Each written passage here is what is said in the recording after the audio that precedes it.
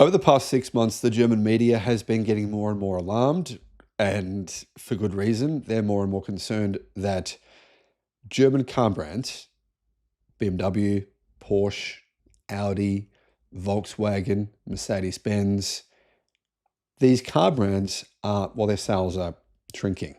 But more importantly, the profits are crashing. And the biggest reason for this is China on multiple levels. Obviously, Chinese car brands are putting pressure all over the world on car manufacturers, but not just that.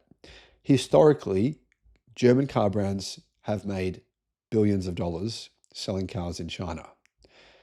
But there's a big problem.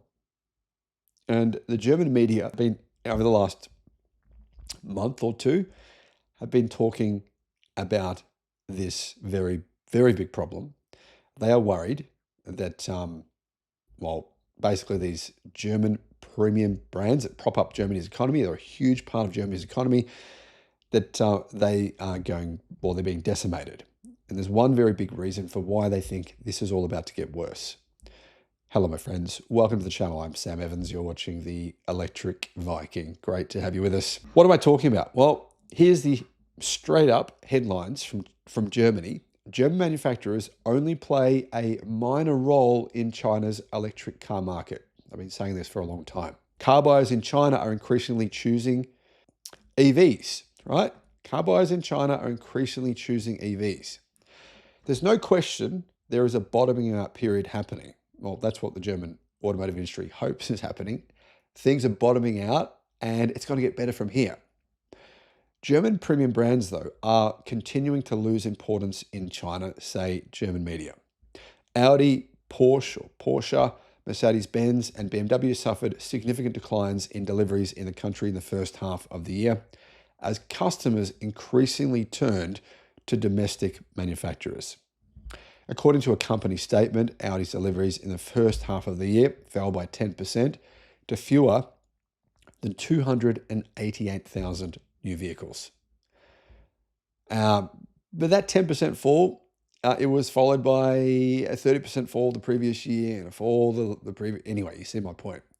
The manufacturer blames this on continued extremely intense competitive situation. And let's be honest, the competitive situation is not yet going to improve anytime soon. It's not going to, the market in China is not going to all of a sudden go, oh, let's let up now to give Audi a chance to catch back up. If anything, it's actually the goalposts are continuing to move. Sales of Audi's EV models fell even more sharply by 24% to just 7,900. Interestingly, sales of Audi EVs this year were up by 33% worldwide. But sales of Audi's EVs in China fell by 24%. So if you actually remove China from Audi's global sales numbers, their EV sales grew by more than 40% this year. I think about 45%. But you can see here that China is having a huge effect on Audi. Porsche's decline was even steeper. Deliveries in China fell by 28% to 21,300 units in the first half of the year, after falls last year of more than 30% as well. Mercedes sales fell by 14% in the same period, with the company selling only 293,000 cars. Historically, German brands, most of them have made more money in China than any other location in the world. And when I say location, I'm even referring to Europe as a whole. Combined sales of the BMW and Mini brands fell in China by 16% to 317,900 vehicles, according to a statement from BMW as a group. Already in 2024 as a whole, German premium brands have experienced severe declines in sales in China. Now, have a look at these numbers. You can really see here that, the new energy vehicle market in June of 2025, German brands, they're not even on the list. They don't even have 3.3% of the market. It's a big problem. New energy vehicles, meaning EREVs, plug-in hybrids, or EVs have by far the most share of those three, are gaining increasing importance in the Chinese car market. In fact, in the last 3 months, around 54% of all cars sold in China were new energy vehicles. In 2024, the share of new energy vehicle sales in total in China was 46%. This year, it's expected to hit 60% by the end of the year.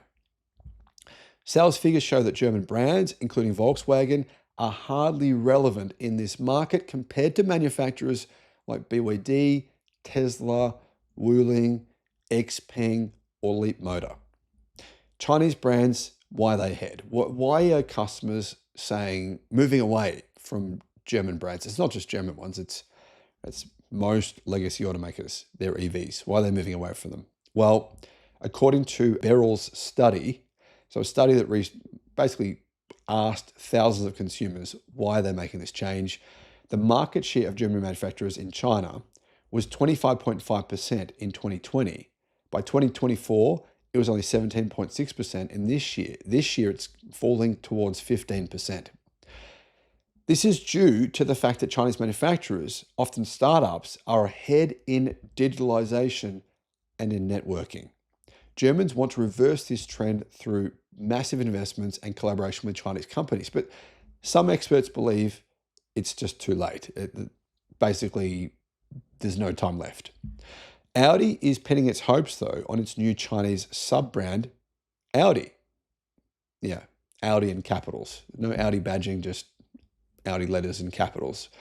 But the problem is, this car brand is targeting a younger, more tech-savvy audience, and development is under the control of its Chinese partner state-owned SAIC. The first model will be launched in September. But the thing is here that customers aren't stupid. They know who makes what cars. And honestly, SAIC, their cars, MG and IM Motors, their brands, they're not really that relevant in China. People aren't really buying them. So if you think that SAIC Motors are going to somehow resurrect the Audi brand in China, I don't think that'll work. It doesn't really make sense. It's not like SAIC is considered to be this premium EV brand.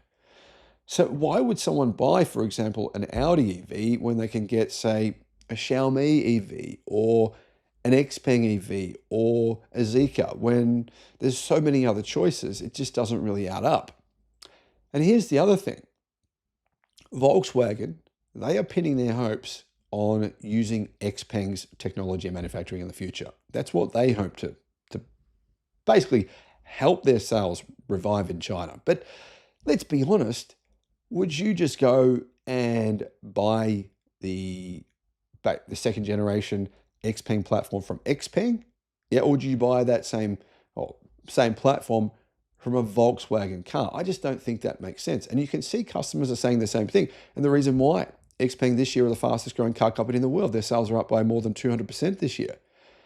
So ultimately, there's not really any differentiation anymore for these German car brands.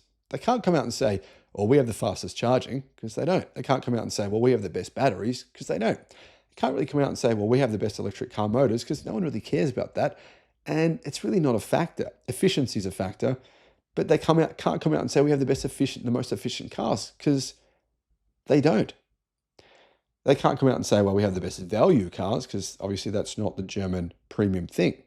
They can't really come out and say we have the best luxury now, because, to be honest, there's lots of brands with luxurious cars in China. Massaging seats are very common. Zero gravity seats are common. ICE, basically having a center console, which is a fridge, that's common now. Having ventilated and heated seats, and having heated steering wheels, and having advanced driver assistance systems, all the things that in the past might have been perceived as luxury, those things actually are being done better now by Chinese car brands. So the concern and the worry in Germany is that when inevitably these German car brands become bit players and people actually think that the Porsche might even leave China because of how badly things are going, when that all happens, the revenue and profits of German car brands will fall substantially, enormously. And that will have a profound effect on the German automotive industry.